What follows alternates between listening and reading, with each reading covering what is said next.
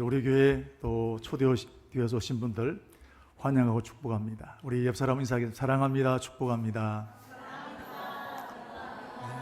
네, 잘 오셨습니다. 감사합니다.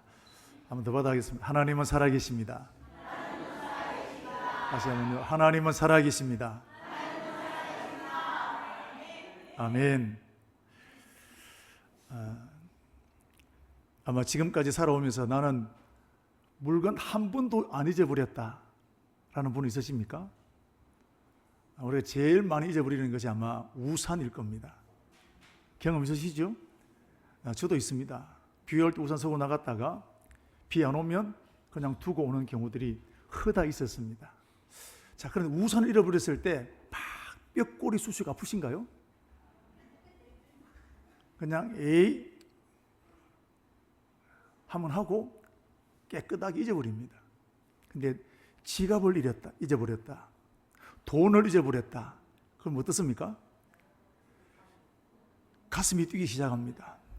얼굴에 이렇게 확 오르고 집안을 뒤지기 시작하고 사무실을 뒤져서 찾을 때까지 찾게 되는 것이 귀한 것을 잊어버릴 사람들의 모습입니다. 그런데 잃어버린 것 중에 제일 가슴 아픈 것은 사람을 잊어버린 겁니다. 자식을 잃어버리는 겁니다. 제가 청년 때 부산에 이제 큰 형님이 살고 해서 부산에 이제 다니러 왔는데 지금 보니까 백병원 아래 계금동인데 그때는 뭐가 뭔지 몰랐습니다. 제 첫 조카가 이제 3살 4살 되는데 그 이제 걔를 데리고 이제 그 놀이터에 놀러를 갔습니다. 잘 놀았어요. 근데 제가 한 눈을 보는 사이에 애가 없어진 겁니다. 정말 황당했습니다. 그래서 여기 찾고 저기 찾고 그때 또 그런 생각이 들 거예요. 아, 얘가 집에 갔겠구나. 그래서 집에 갔는데 집에 안 왔다는 겁니다. 애가 없어졌다는 소식을 듣고 형수가 용수철처럼 튀어나가는 겁니다. 그래서 몇 시간 뒤에 돌아왔는데 얼굴에 땀이 범벅이 되고 그러면서 덩어리에 그 애를 업고 돌아오는 겁니다. 돌아오면서 얼마나 제욕을 많이 했을까요? 시동생이 되어서 저것 욕도 못하고 참 지금 생각해도 참 죄송스럽고 미안한 일입니다. 만약 그때 형수님이 제 조카를 찾지 못했다면 아마 저는 평생 죄를 짊어지고 살아야 될 것이다 생각을 합니다. 우리나라에 1년에 잃어버린 아동들의 수가 2만 명 정도가 된답니다. 어마어마한 아이들이 잃어버리게 됩니다. 그런데 대부분은 찾아가는 경우도 있지만 1년이 지나도록 찾지 못하는 이 아이들이 약 한 1,300명 정도가 된다는 겁니다. 그리고 20년이 넘도록 찾지 못하고 있는 아이들이 1,040명 정도 된다는 겁니다. 여러분, 자녀를 잃어버린 부모의 가슴이 얼마나 미어지겠습니까? 좋은 것 봐도 좋겠습니까? 꽃피고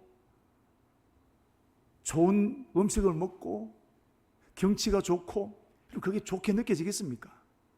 사람이 충격받으면 계절 바뀌는 것도 모릅니다. 맛을 모르게 되는 겁니다. 자녀 잃어버린 부모 심정 그렇지 않겠습니까? 지금도 기억하고 있는 이 실종 사건 하나가 있는데 모영광이라는 아이입니다.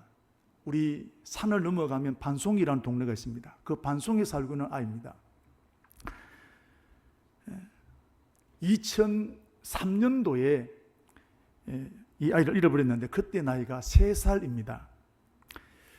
어린이집에서 이제 창산에 소풍을 갔는데 소풍 갔다가 아이를 잊어버린 겁니다. 21년이 되었는데 아직까지 못 찾고 있다고 합니다. 방송국에서 뉴스로 방송이 되고 특집으로 아이를 찾습니다. 방송을 했음에도 불구하고 아이를 찾지 못했습니다. 이때 영광이의 엄마는 직장을 다니고 있었는데 직장을 그만뒀습니다. 전단지를 만들어서 사람들이 있는 곳에 가서 전단지를 뿌리면서 이런 아이를 찾으면 연락해 주십시오. 밥을 먹어도 밥을 먹는 것 같겠습니까?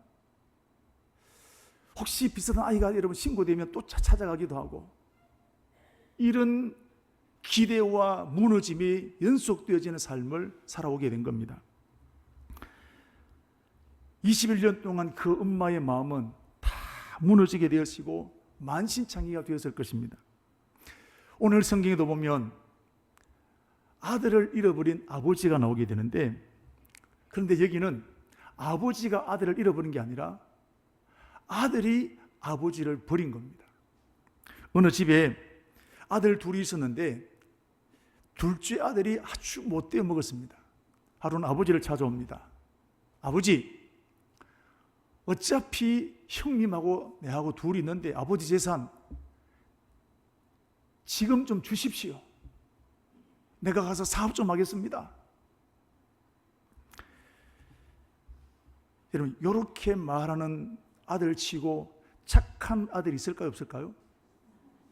아주 못돼 먹었습니다. 근데 아버지가 재산을 팔아줍니다. 왜 팔아줄까요? 기분이 좋아 팔아줄까요? 할 수 없이 팔아주는 겁니다. 아마 이 둘째 아들은 아버지에게 와서 못살게 굴었을 겁니다. 협박하고 땡깡을 부리고 집안을 뒤집었고, 이러다가 아들 잃겠다 싶어서 할 수 없이 여러분 그 재산을 팔아주게 됩니다. 자, 질문. 이 아들 성공했을까요? 쫄딱 망했을까요? 이런 아들 치고 여러분 제대로 될 아들이 없단 말이죠. 이 둘째 아들 어디로 갔느냐? 큰 도시로 나갔습니다. 첫째 외제차를 뽑았습니다. 붕붕붕 멋진 소리도 잘 나고 오피스텔 전망 좋은 데 얻었습니다. 골프 치러 다닙니다. 클럽 다닙니다. 하고 싶은 것도 다 하는 겁니다. 그러면서 이런 돈이 순식간에 떨어지는 겁니다. 자동차도 팔았습니다. 오피스텔도 팔았습니다. 그래 감당이 안 되는 겁니다.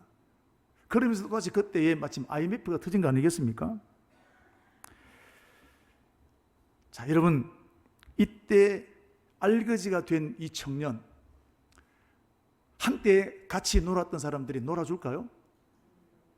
그때 대접했던 것처럼 대접하겠습니까? 철저히 버림을 받았습니다.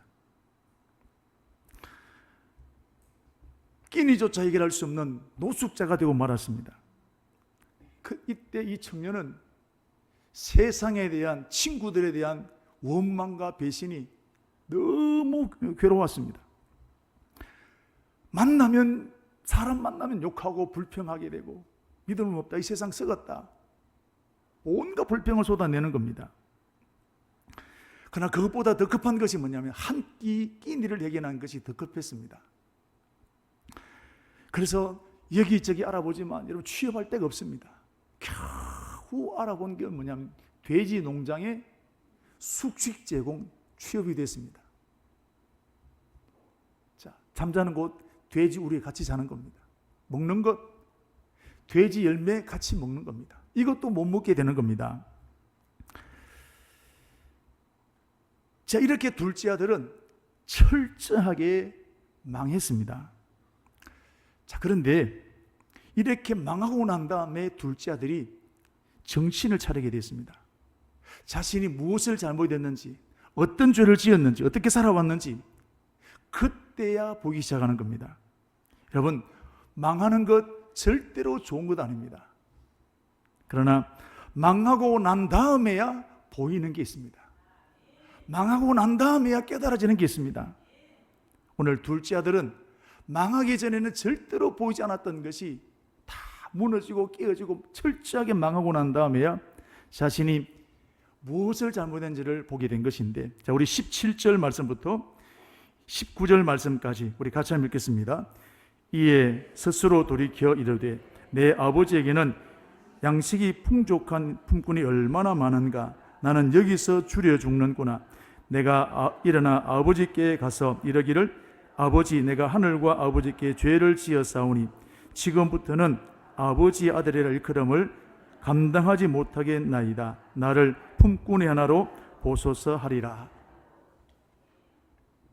망하고 난 다음에 자기가 얼마나 큰 불효를 하게 되고 죄를 지었는지 비로소 깨닫게 되었다는 겁니다.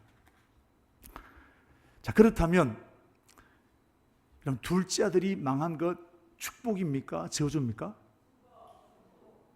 아프지만 축복인 거예요.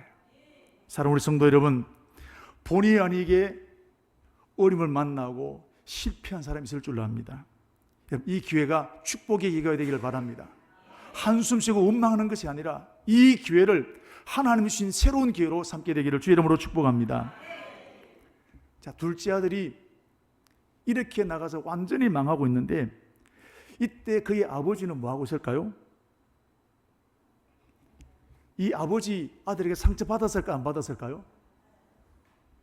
여러분, 우리는 자식들이 부모는 상처 안 받을 거라 생각하는데 부모 여러분 자식 때문에 상처 받습니까 안 받습니까?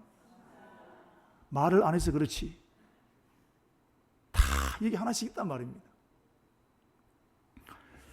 그런데 부모는 자식이 받은 상처를 누구에게도 말할 수 없습니다. 왜? 내 자식이기 때문에 그렇습니다. 내 자식 얼굴에 먹칠하기 때문에 아프지만 말을 못하는 겁니다. 내 얼굴에 침 맞는 것이 되기 때문입니다. 그래서 여러분 자식들 중 부모님들 중에는 자식 때문에 화병 생긴 사람들이 많이 있습니다. 그러나 여러분 부모가 자식에게 상처받았다고 부모의 인연을 끊어버리는 부모는 아무도 없습니다. 오늘 본문의 아버지도 상처받았습니다. 가슴이 아팠습니다. 이 골치 아픈 놈 없어졌다고 여러분 속이 시원했을까요? 오늘 이 본문의 아버지가 어떻게 하고 있는지 한번 보십시오. 20절 보면 마을 입구에 나가서 아들이 돌아오기를 기다리고 있습니다. 언제 돌아올지도 모르는 아들을 매일처럼 나가서 아들을 기다리고 있습니다. 여러분, 이게 부모 마음입니다. 저와 여러분이 지금까지 오는 동안에 때로는 부모님들에게 이런저런 일들로 인해 상처분들이 없지 않겠습니까?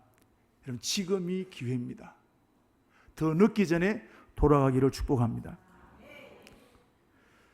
그럼 매일마다 나가서 기다리고 있는 그 아들을 보면 동네 사람들이 뭐 할까요? 야, 저 아버지 대단하다. 그런 분도 있겠지만 언제까지 저 짓 하겠냐? 비난하는 사람들이 왜 없겠습니까? 자, 그런데 질문 한 가지 하겠습니다. 여러분, 이 아버지는 아들이 망할 것으로 알았을까요? 성공할 것으로 알았을까요? 아버지도 망할 줄 알았어요. 언제부터? 집을 나갈 때부터. 돈은 주기는 줬지만 얘는 망할 것이다. 그때부터 안 거예요. 이런 망한 자식이 돌아올 것은 딱 하나밖에 없습니다. 부모 집입니다.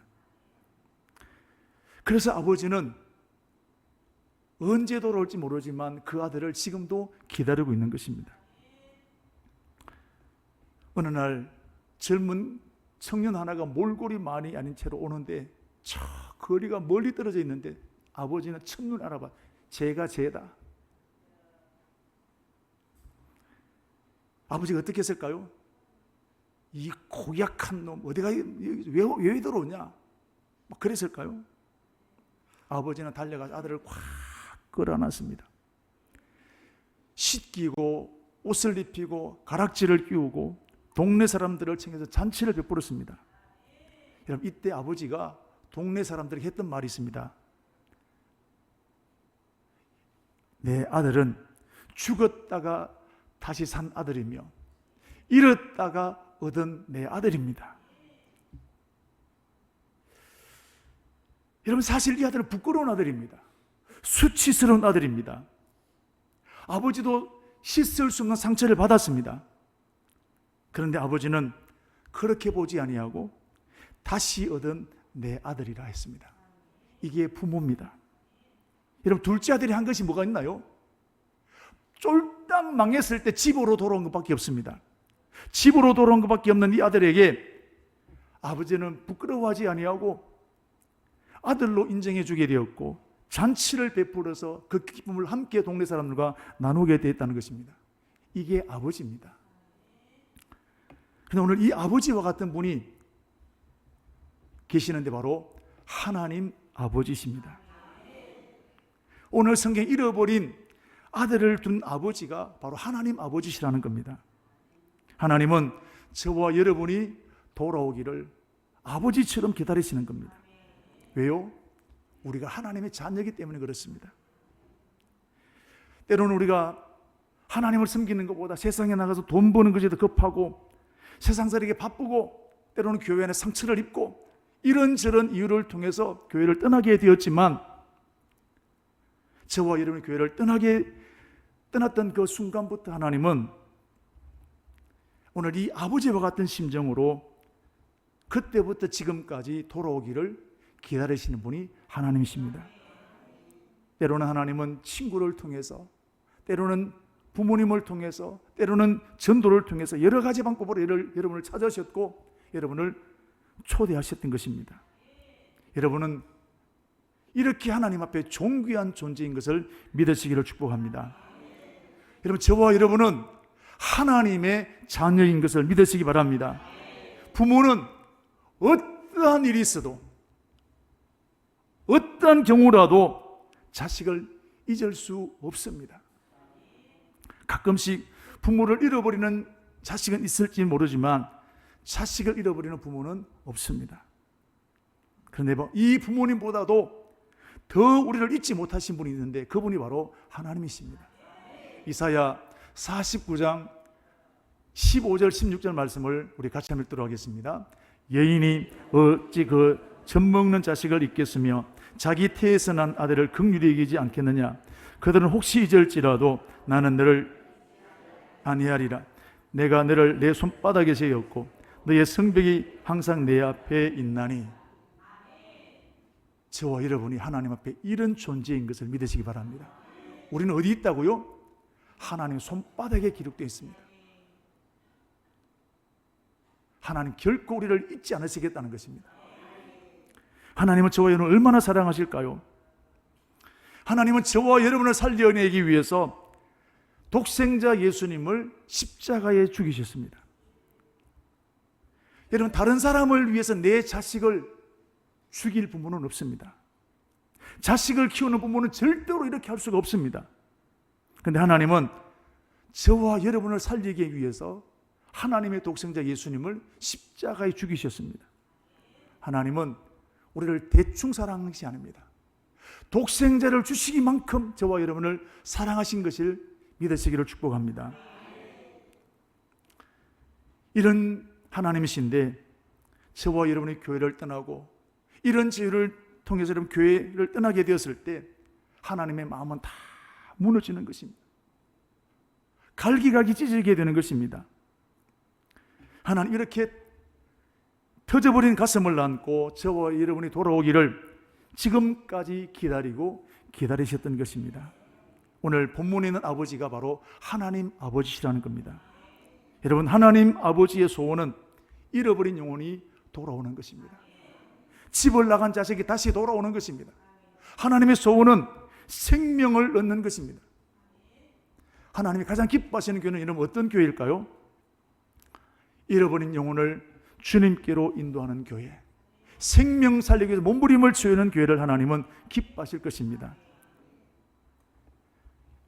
그러므로 저와 여러분의 심장이 하나님의 심장에 이식되어지게 되기를 축복합니다. 이제 우리 차라리 청강교회는 더욱더 잃어버린 영혼을 살리는 일에, 생명을 살리는 일에 힘을 쏟는 교회가 되기를 축복합니다. 아버지는 재산을 다 탕진하고 돌아왔던 둘째 아들, 이는 잃었다가 죽었다가 다시 살아난 내 아들이라고 자랑스러워했습니다. 오늘 다시금 믿음을 회복하고 교회에 나오신 여러분들, 하나님은 여러분 때문에 춤추시고 계실 줄로 믿습니다. 한 사람이 돌아오는 건 오늘 아버지가 이렇게 기뻐했던 것처럼 오늘 여러분 한 사람 때문에 우리 하나님은 천국에서 춤을 추고 계실 줄로 믿습니다. 우리 사는 청강의 가족 여러분, 우리 교회는 더 많은 영혼을 살리는 교회가 되기를 축복합니다. 잃어버린 영혼을 살리기 위해서 몸부림을 치는 교회가 우리 교회가 되어져서 하나님을 춤추시게 되는 그런 우리 청강이 되기를 주의 이름으로 축복합니다.